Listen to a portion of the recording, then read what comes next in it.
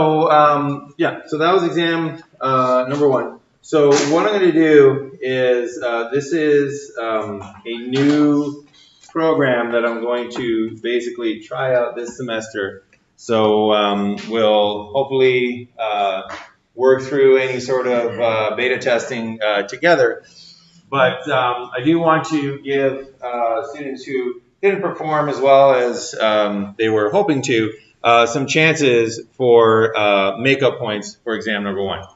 So what we're going to do for this is we're going to basically utilize and jump on board a new sort of area of educational psychology research that is showing a lot of benefits, and it's probably going to switch up the way that textbooks are being made very soon, and kind of falls right into line with some of the research that I'm doing, and that is to use comic books to help us understand these different phenomenon and concepts that we're trying to learn.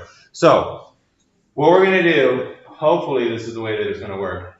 I set up an account on Pixton. This is an online comic book making program that gives you panel layouts.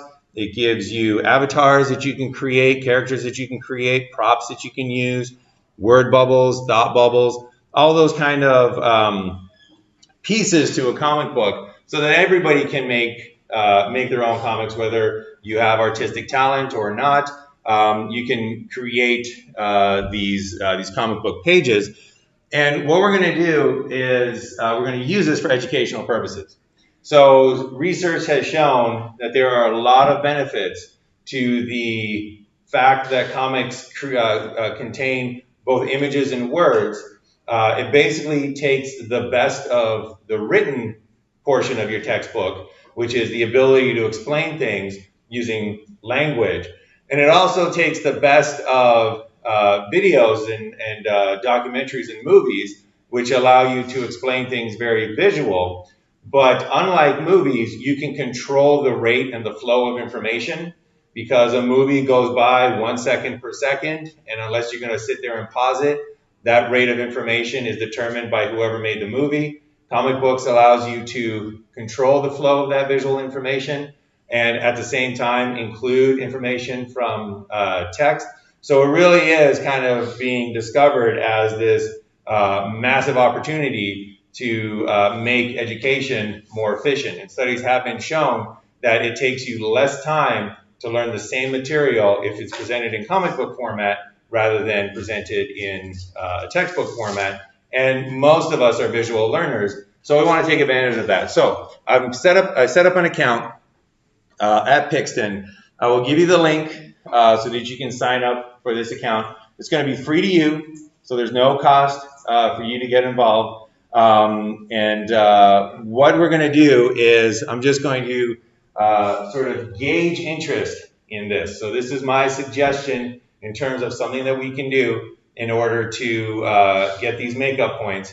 So what we're going to do before I get the psychology department and sell them on investing in this this online comic book maker is I've set up one assignment, which is going to be my way of kind of gauging whether we as a class are interested in using this. So the one that we're going to be doing is what's on your bucket list.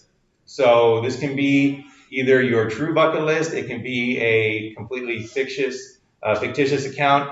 It's a 3-panel sort of like introductory assignment so that you can learn about Pixton, you can learn about how to engage with the different features of this.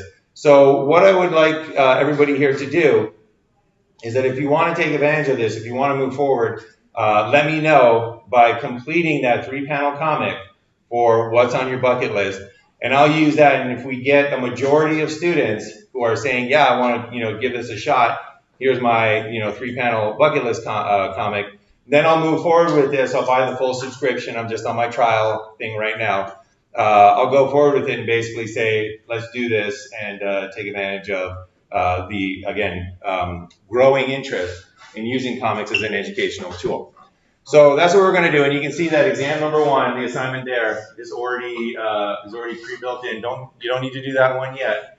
But what my hope is that when we go forward with this, we'll just have theories and concepts from exam number 1. So things that we went over: habituation, sensitization, the beginning of classical conditioning, independent and dependent variables, spatial and temporal contiguity. Any of those concepts that we covered in exam number 1, to earn extra points, what I'm planning is that you would make a comic book that illustrated or explained that concept. So pick one, and that illustrates or explains that concept to somebody for the first time. And maybe we can actually kind of build up a repository of comic book pages that can help future generations in this class maybe understand the material a little bit better. And also, I find that just by tackling this material in a different venue, from a different approach, from a more visual approach, also oftentimes will help you as a student to understand that a little bit better. But it all starts with what's on your bucket list. So we got 1 week left in the trial session. So at some point over the next week, let me know what's on your bucket list. 3 panels. It's a very straightforward assignment. And again, it's designed to kind of introduce you to Pixton. And I'll post all this information on an announcement. But basically the way that it works is I've created a classroom, and you some extra stuff that goes on with classical conditioning. So we're still looking at classical conditioning. We're still going to take a look at what is some of the complexities and other processes and practical applications of classical conditioning. And we're going to kind of tackle 2 mysteries, 2 kind of bizarre things that have occurred, and we're trying to explain them with classical conditioning. All right, the first one is going to be incorporating what you did with Sniffy.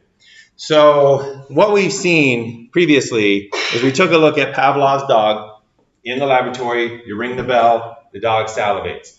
And here we have a situation where the conditioned response of salivation happens to be the exact same as the unconditioned response that occurs for the unconditioned stimulus. So the unconditioned stimulus is food. When you give the dog food, the dog starts to salivate. That's the unconditioned response. And in this case, when you ring the bell after classical conditioning, the dog also salivates. So the unconditioned response is the same as the conditioned response. However, in Sniffy, the exact opposite occurred.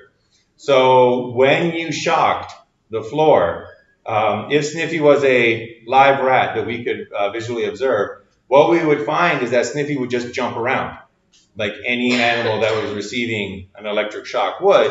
However, when you paired that electric shock with a tone, the tone began as a neutral stimulus, eventually changed into a conditioned stimulus, which now caused a conditioned response. We saw that Sniffy, instead of jumping around, froze.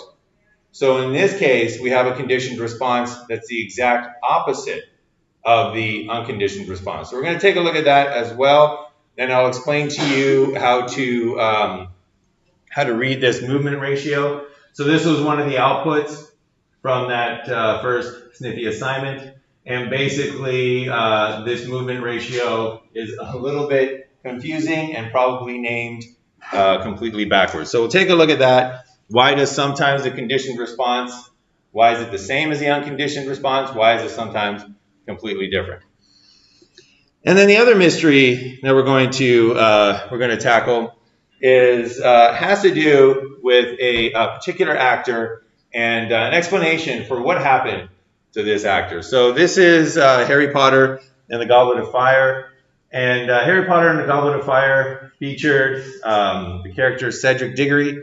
Has anybody seen this movie? All right, we got a few. So it featured Cedric Diggory, and Cedric Diggory was portrayed by Robert Pattinson. And at that time, he was a fresh-faced, vivacious young man. right? So rosy-cheeked, full features. Robert Pattinson at his, physical best. A couple of years later, something happened. Something went downhill in terms of Robert Pattinson. So we're going to take a look at a potential psychological explanation for what happened to this actor. How did he go from like fresh-faced, healthy-looking Cedric Diggory to the Robert Pattinson that was, again, not looking a little bit the worse for wear.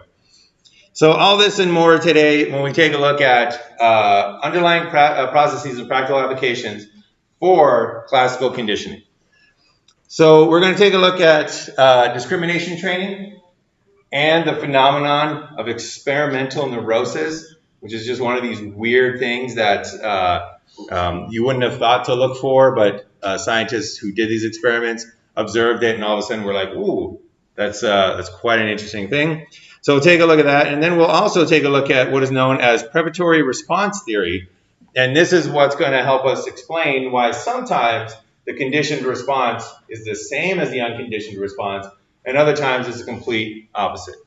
And then we'll end it all today with a look at a very famous study on classical conditioning, Watson and Rainier's Little Albert. All right, so back to Robert Pattinson. What happened? What took him from this to a disheveled, worn-out Robert Pattinson? Well, we're going to take a look at it, and I'm going to make the argument that one possible reason why that occurred had to do with experimental neurosis. All right, so here's the situation. We talked about discrimination training last time. So if you remember stimulus generalization, you learn to respond to one tone. You will then generalize and respond to other tones. One way to get around that is through stimulus discrimination. And stimulus discrimination is where you set up a situation where one tone or one stimulus is paired with the unconditioned stimulus. So here we have the classic textbook example where a 2000 hertz bell, ding, ding, ding, ding, ding, is paired with food. Food causes salivation, so the 2000 hertz bell, neutral stimulus at the beginning of conditioning. The food unconditioned stimulus causes the unconditioned response of salivation. Also, at the beginning of the training or in the early stages of training, you would, at random intervals, also present a different bell, a different tone, slightly lower, ding, ding, ding, ding, ding. And that one you don't pair with food.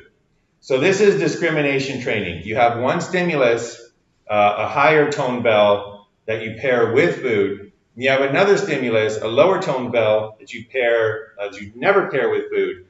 And after repeated trials, after repeated classical conditioning trials, what you would find is that 2000 hertz tone becomes an excitatory conditioned stimulus that now causes a conditioned response. So that's that CS plus excitatory conditioned stimulus that now causes a conditioned response. However, we would also find that 19,000 hertz bell, the one that was never paired with food, the one that was rung but not paired with food, that becomes an inhibitory conditioned stimulus, and that leads to no salivation. So this is the procedure for stimulus discrimination. This is how you set up stimulus discrimination. And again, stimulus discrimination is where the conditioned response, in this case salivation, is stronger for one conditioned stimulus than it is for another conditioned stimulus.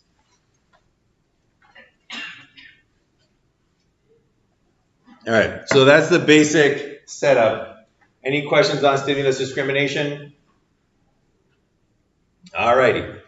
So, as I mentioned before, this is a great tool where you can learn and use it to learn about, for example, the perceptual abilities of different animals. So, stimulus discrimination is how people learned that dogs were colorblind, because dogs were not able to learn to distinguish between certain colors. Or they would not learn to not salivate to red and salivate to green, indicating that they can't see those two colors. So any animal that you wanted to study as a psychologist, you could use stimulus discrimination techniques like this, classically condition them to one stimulus, and then the other stimulus does not go through that classical conditioning in order to determine what is their perceptual abilities. So when scientists were doing this, what they would do is they would try to find out how finely a discrimination can these organisms make, right? How good is their vision? How good is their hearing? So what a scientist might do, a researcher might do, is they might say, all right, well, this dog has shown us that it can distinguish between a 2000 hertz tone and a 1900 hertz tone, because for the 2000 hertz tone, that led to a conditioned response. The 1900 hertz tone did not. Can it do an even smaller difference? Can it discriminate an even smaller difference? So they might say, all right, let's try a 2000 hertz bell. So the 2000 hertz bell is a neutral stimulus. We'll pair that with food, the unconditioned stimulus, and that'll cause salivation, the unconditioned response. And then at random trials, we'll also pair a 2010 hertz bell, right? So not that much of a difference. Can it tell the difference between 2000 and 2010? And we'll pair it with nothing. It'll be paired with no food. Again, that classical stimulus discrimination procedure. So again, 2000 hertz bell, you ring it, ding, ding, ding, ding, ding. Here's some food. 2010 hertz bell, you ring it, ding, ding, ding, ding, ding. No food. And we want to see, can dogs tell the difference between those two tones? They would do this, and what they found was eventually dogs just couldn't tell the difference, right? Eventually the difference just got so small that dogs couldn't tell the difference.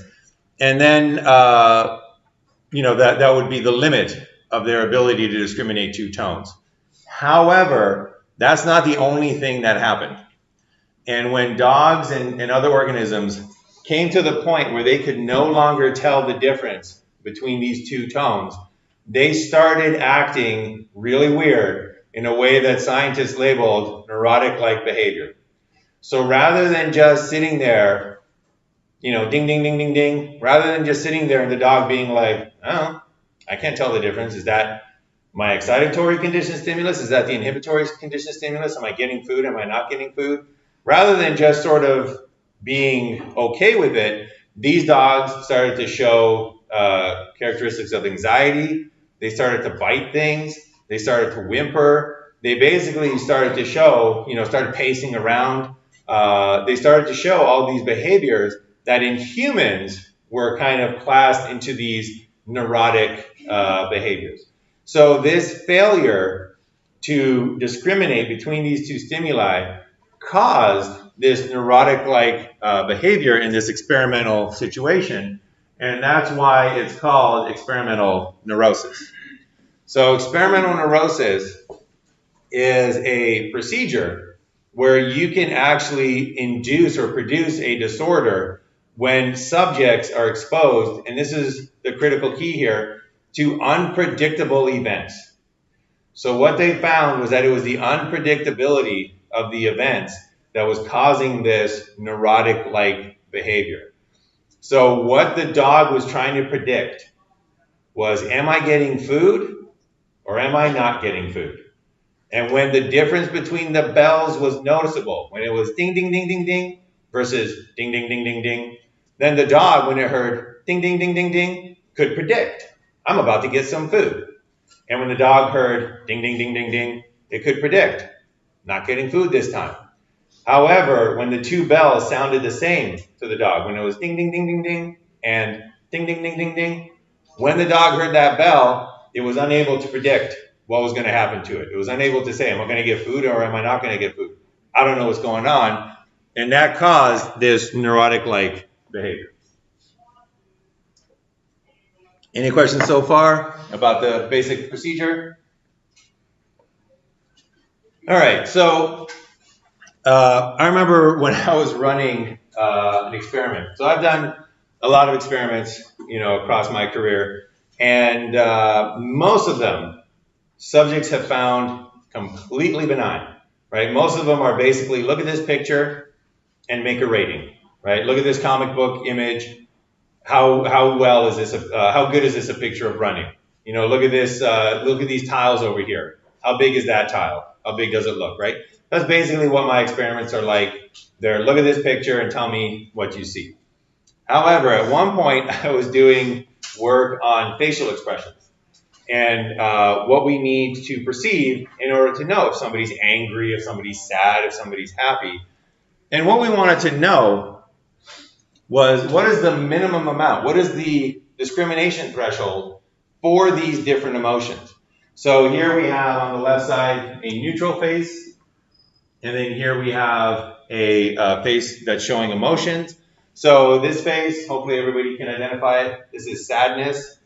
But if this is 100% of a sad face, how low can that percentage go so that you can still say, oh, I can identify that as sadness?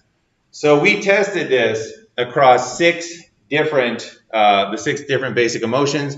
So we had sadness, we had surprise, we had anger, we had disgust, we had fear, and we had happiness.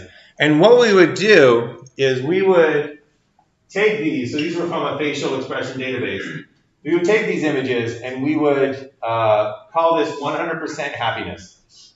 And then using a program that allows you to morph between 2 images, we would basically create 100 morphs between this face and this face. And then that would indicate the percentage of happiness. So we could do 90% happy. And then by going a little bit more towards the neutral face, we could go 80% happy, 50% happy, 20% happy, maybe only 10% happy. And what we were looking for was how much happiness does somebody need in order to say, yeah, that face looks happy. So eventually it would get down to a discrimination that was very difficult to make. And what we found, I was very surprised, and I had no idea that this was going to happen because it didn't happen before in any of my experiments. This was the one experiment where subjects came out of it and they were just feeling a little bit agitated. They were feeling a little bit frustrated. And all they were doing was looking at pictures, and it would randomly be on the left or the right. They had to identify which one shows an emotion and which emotion is it. And you would think that sounds pretty benign, but this was the only experiment I ever did where subjects came out of it, and I'm like, so how was it? And they're like, I didn't like it. There was just something about it, something that just bothered me. I kind of feel a little frustrated right now. I kind of feel a little anxious. I kind of feel a little neurotic. And unbeknownst to me, I had set up experimental neurosis because I had asked them to do a discrimination between 2 stimuli that were very, very difficult to make a discrimination against. And that just brought out this tendency that we have when we can't predict, am I going to get this one right? Am I going to get this one wrong? It makes us feel, those emotions feel anxious. All right, so experimental neurosis can be a factor in our behaviors whenever we have difficulty discriminating between 2 stimuli. So this is another possible explanation why clowns, occasionally people have anxious, bad feelings, negative feelings towards clowns.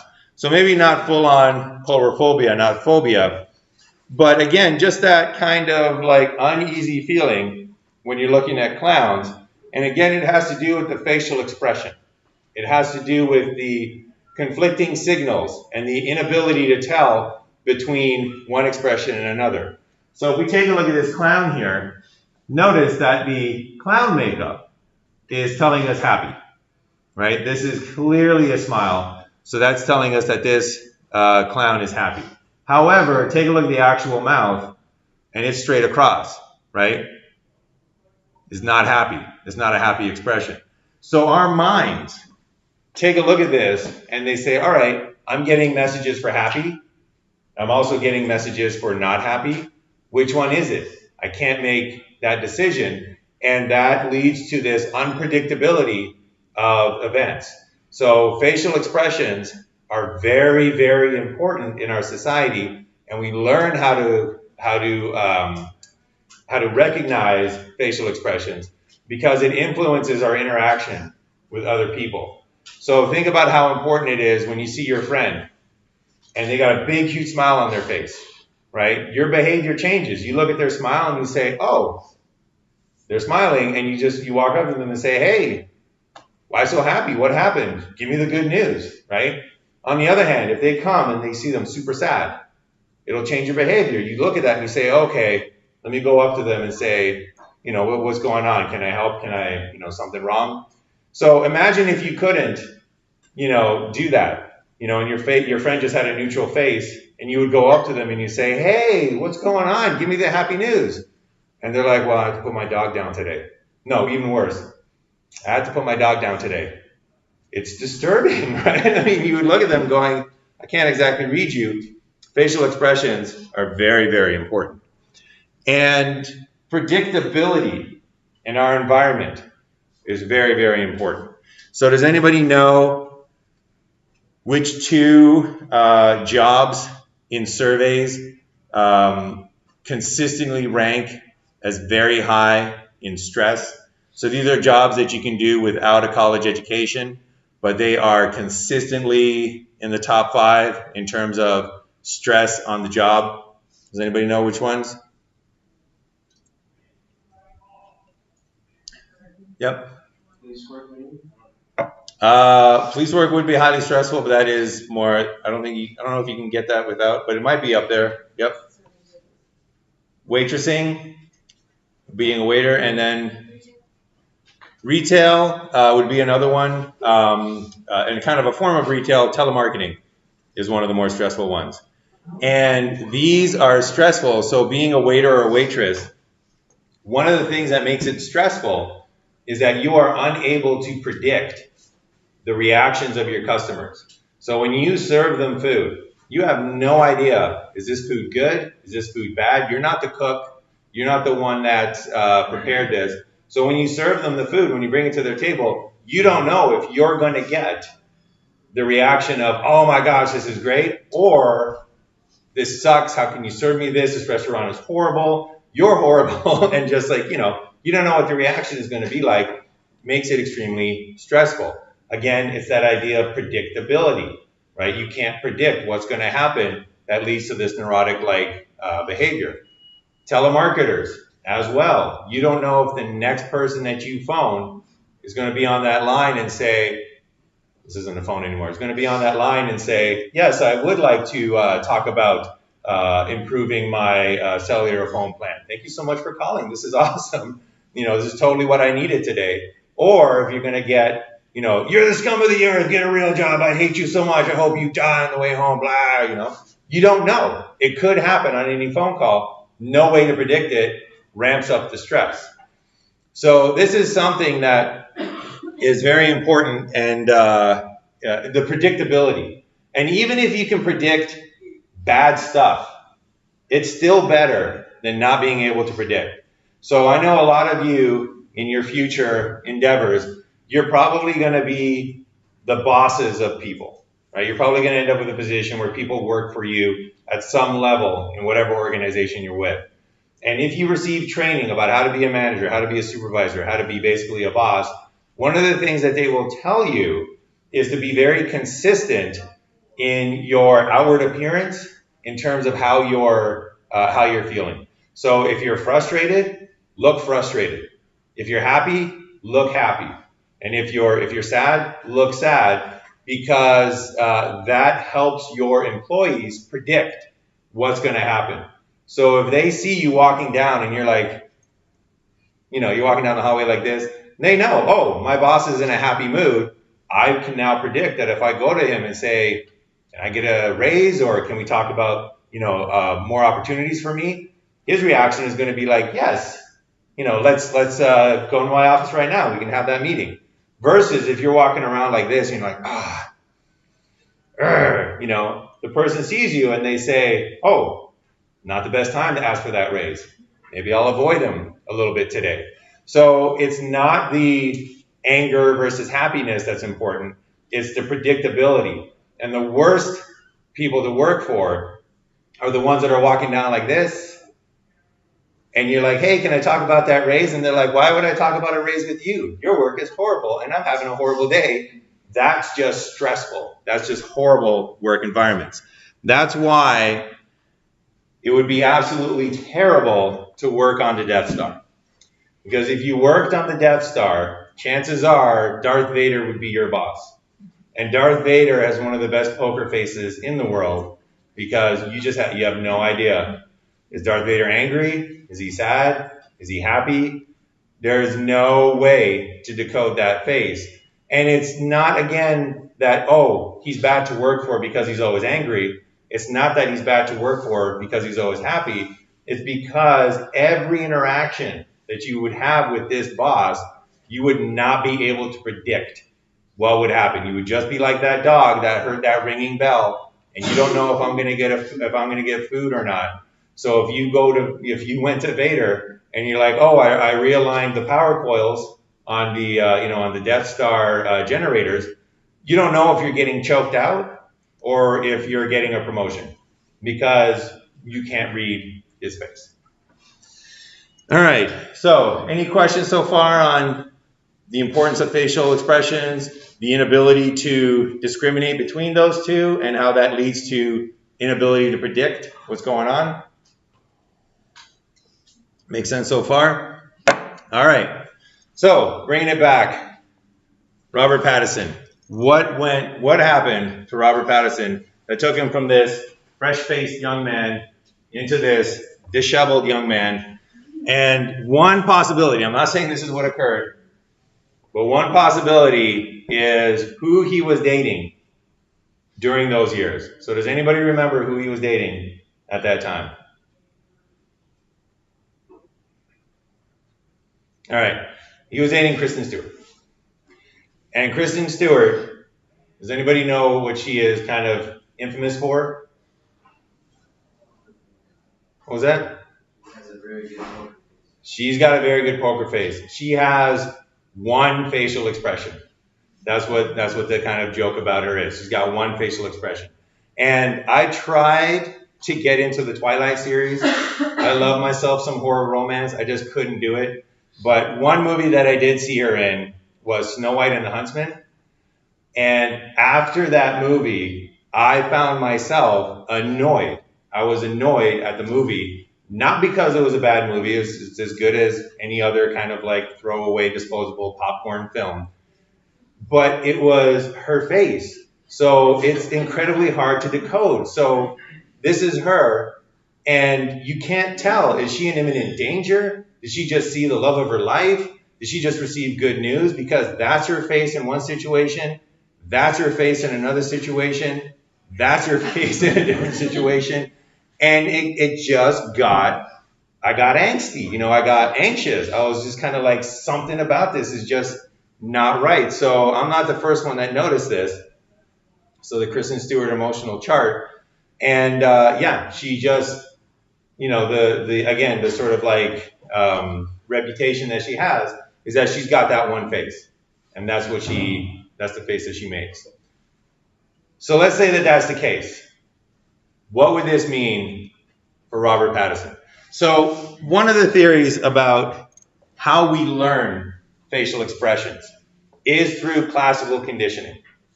So think about it when you're a baby, right? There is some aspect of facial expressions that are coded in your, they're innate, right? So some aspects of it are innate, but some of it is cultural. So we'll focus on the cultural side of it. So when you're young, when you're learning facial expressions, what's going to happen is a smile. Let's say that it's a neutral stimulus. Let's say that you see a smile and you have no idea what it means. Smiles typically get paired with fun because they occur when things are fun, right? So if you're a little baby and you're playing with your dad and your dad is having a great time and you guys are having a lot of fun, he'll be smiling. And you'll look at that and say, oh my goodness, there's a stimulus, a smile. I'm having the time of my life, unconditioned stimulus of fun. That is causing the unconditioned response of happiness. That's the typical situation. When you're having fun, a smile occurs on other people's faces. You see that, pair it with the fun causes happiness. Same thing with frowns, right? So when you're a child and you do something wrong, and your mom sees it, and she's like, frowny face, and goes, time out. Well, you just saw a frown, neutral stimulus, maybe at that point, let's just go with that, and it just got paired with not fun, right? It just got paired with you sitting in a corner for the next, minute, and that leads to the unconditioned response. I would say that leads to the unconditioned response of fear, right?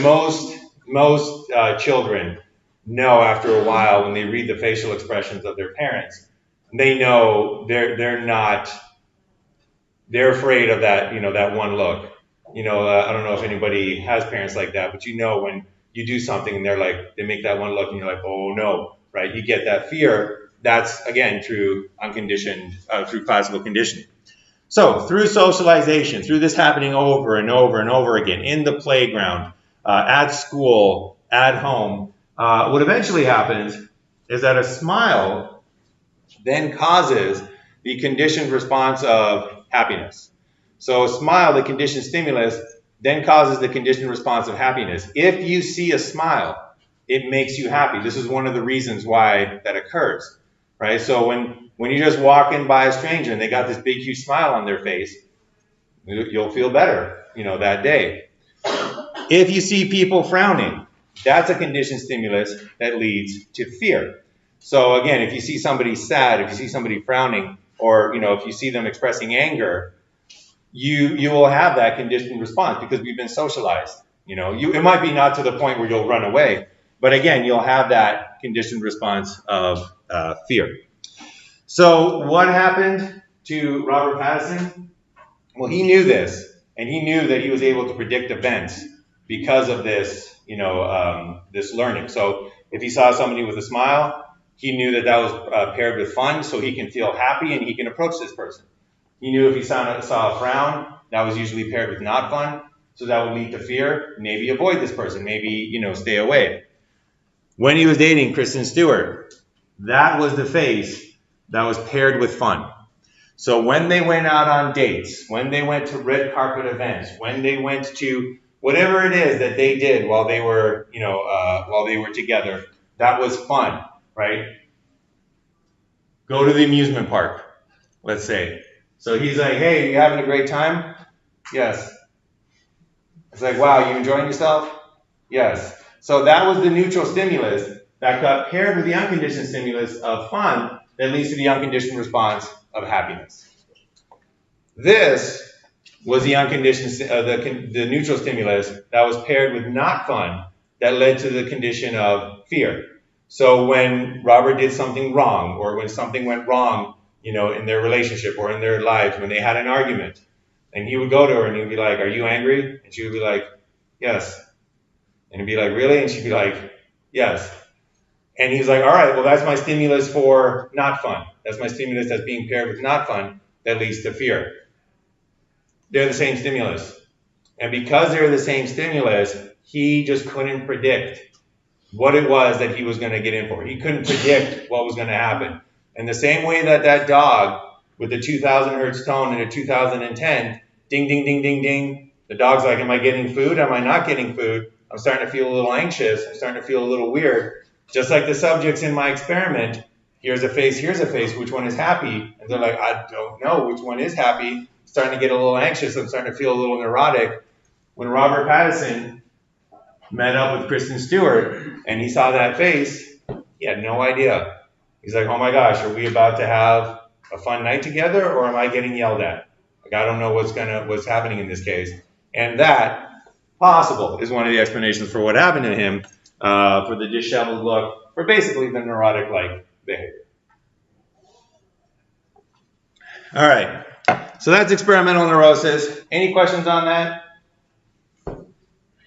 Okay, so one takeaway, again, you guys are going to be, the bosses of tomorrow. Make yourself easy to read, and it'll make your employees a lot more comfortable around you because you won't be inducing this experimental neurosis. So if you're an angry boss, look angry and look all the time and make sure that they can predict that. Because again, what is the key here is the unpredictability. the inability to distinguish between these two stimuli that lead to two different occurrences, that's what causes that neurotic-like behavior.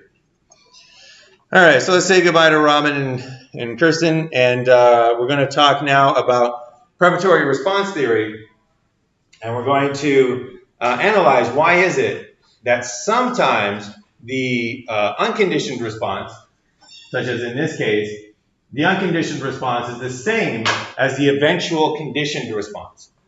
So when when Pavlov was training his dogs, what he found was that the dogs eventually salivated to the bell, and that salivation was pretty much the same as the unconditioned response.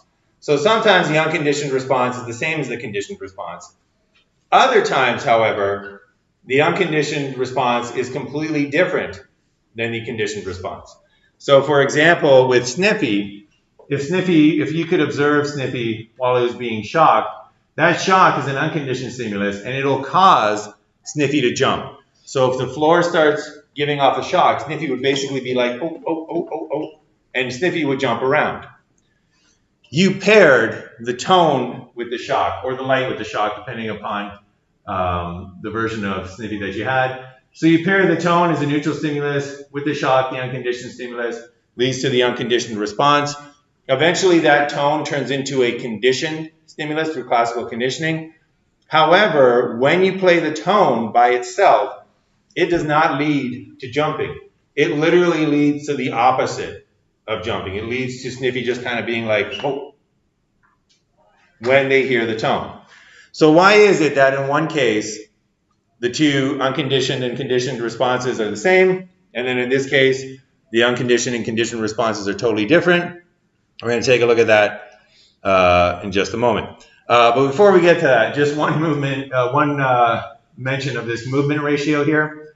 So this is a graph that you've seen in your Sniffy assignments. Yours probably looks a little bit different than this. But this is called the movement ratio. And I just wanted to explain it so that you know exactly what it is, because it's not a movement ratio.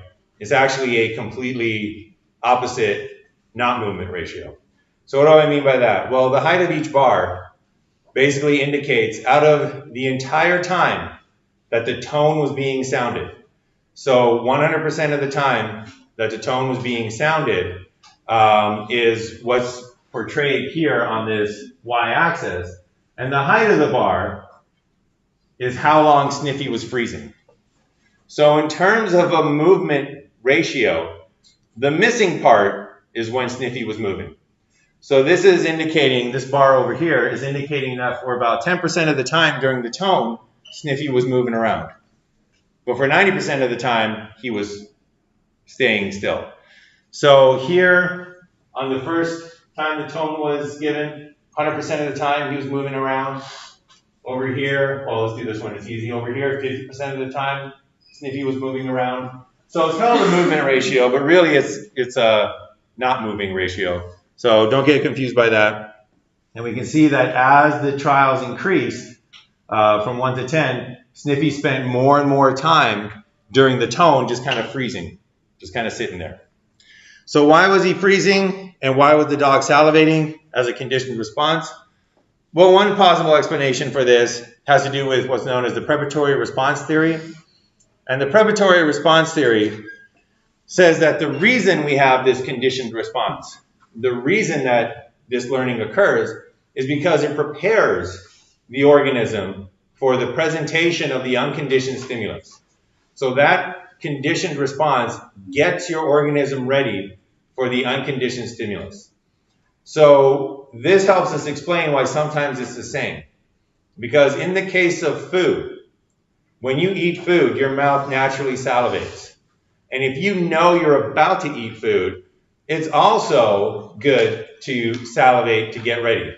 So the conditioned response of salivation occurs in the dog to prepare it to receive food. It's basically getting the dog's mouth ready for the food that it predicts will now occur. On the other hand, the shock that occurs, jumping around is not the best way to prepare for shock.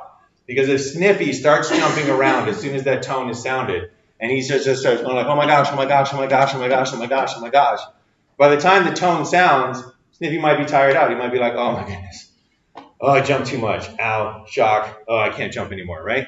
It's not preparing him for a shock. What does prepare him for a shock, however, is freezing, right? And we all know this. When something's about to come, when something bad is about to occur, we kind of get ready for it, and we're kind of like, you know. So if I knew I was about to get shocked, and I heard that tone, whatever I was doing, if I heard the tone, I'd be like, uh-oh, get ready to jump.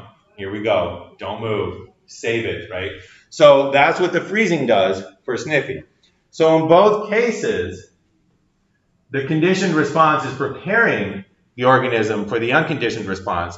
Sometimes that preparation takes the same form as the unconditioned response. Other times that preparation can be the complete opposite of the unconditioned response. So again, it depends upon what it is that prepares an organism for the presentation of that unconditioned stimulus. All right, any questions on that? Make sense? All righty. All right, so the last thing we're going to do today is we're going to introduce one of the classic studies in the history of psychology, Watson and Rainier's Little Albert. This was a case study of classical conditioning. It's kind of notorious for using an infant child. Unethical as well, but did illustrate a lot of phenomenon in classical conditioning. So what we're going to do is we're going to watch the video today to end the class, and then next class we're going to analyze the video a little bit more deeply so that we can kind of see some of the things that we've been talking about so far in this classical conditioning overview. So without further ado, let's take a look at what happened with little Albert. John B. Watson, known for establishing the behavior school of psychology, carried out one of the most influential psychology studies in the 1920s that would later on be something that would never be forgotten. Classical conditioning, first experimented by Ivan Pavlov, was used on a dog when an unconditional stimulus was used to produce an unconditional response, and a conditioned stimulus was used to produce a conditioned response. This was later on extended by Watson in his demonstration of the Little Albert experiment.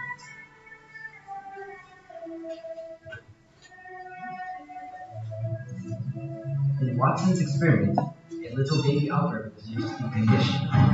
He was born to a woman who was a nurse in the Harriet Lane home of 10,000 children. Although raised in a hospital environment, Albert developed normally and was very stable. Ivan Pavlov was indeed able to condition a dog. Could Watson now do the same thing in humans? Now to the actual experiment itself.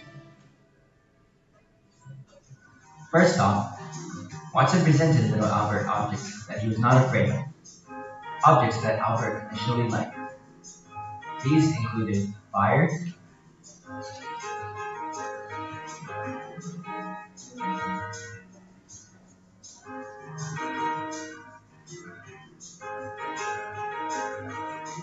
a monkey,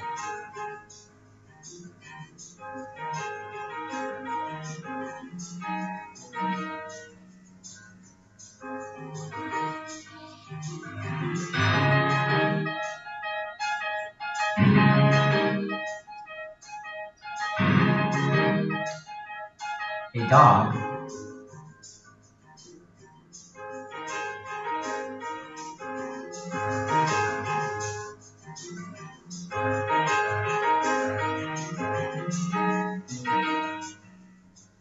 a rabbit,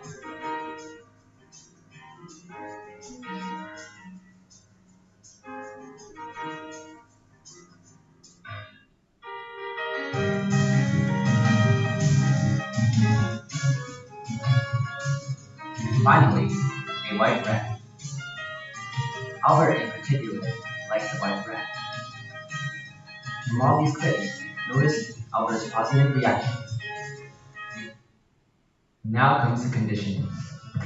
To start off the conditioning, when Albert reached to touch the rat, a loud bark was struck whenever Albert reached for the rat. Here, Albert first off fell forward and was startled, but he did not cry yet.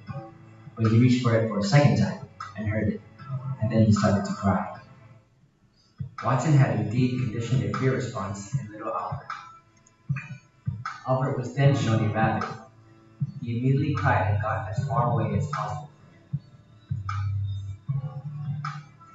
Then a dog was also crying. Albert did not cry right away. He was acting cautious, and it was only when the dog came right up to his head that he began to cry and tried to get away from it.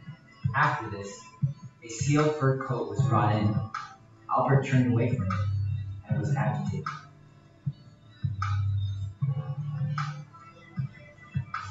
Then Watson used a Santa Claus mask, in which invoked an even more negative response by baby Albert. From the previous experience from the White Yeah, I know the Santa Claus mask. little Right? Albert suddenly became afraid of That kind of creeps me out a that little had the bit. same characteristics as the white rat. This phenomenon was known as generalization. Watson then wanted to test whether the reaction would carry over in a different setting. The previous tests were done in a small dark room, but now he was brought into a larger room. He was presented with the same objects but did not show strong symptoms of withdrawal until the objects were paired with a loud noise. Watson now wanted to see if fear could remain in Albert over a period of time. So Albert was brought home and returned in 1 month. When he returned, he was tested with the same objects and paired with the same loud noises. Albert indeed showed the same strong signs of withdrawal. Watson once again proved that he could condition fear into baby Albert. Watson concluded that phobias were most likely conditioned responses. The little Albert study is extremely important in psychology and other disciplines. It has inspired other important researchers of the past and continues to impact the direction of psychological investigation today. All right, so that's the little Albert study. And what we're going to do next time, it's been heavily criticized, not just for ethical considerations, but also some of the conclusions that they came to have been criticized in terms of a lack of evidence for those conclusions. So what we're going to do next time is we're going to watch the video again, but this time we're going to have a list of kind of things to look for and think about. And we're going to use a lot of the concepts to analyze what was going on and maybe provide some alternative explanations for, was he really afraid of Santa Claus at this point, or was there something else that was going on? So that's what we're going to be doing next class. So if there's no other questions, we're done for today. And, enjoy your weekend, and I'll see you all next time. Oh, and do remember,